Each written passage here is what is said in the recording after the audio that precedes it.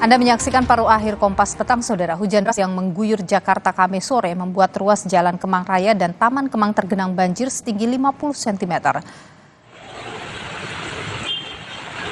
Akibat banjir, arus lalu lintas dan aktivitas warga di kawasan ini pun terganggu. Air setinggi 50 cm menggenang dan menutupi badan jalan hingga nyaris tak bisa dilintasi kendaraan.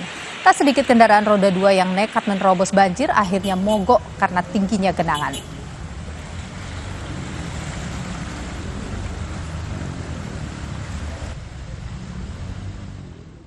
Kami tutup Kompas Petang sampai di sini, Saudara. Pastikan Anda terus mengupdate informasi seputar pemilu 2024 hanya di Kompas TV independen terpercaya. Saya Niluh Puspa. Dan saya Rahmat Ibrahim. Terima kasih. Sampai jumpa.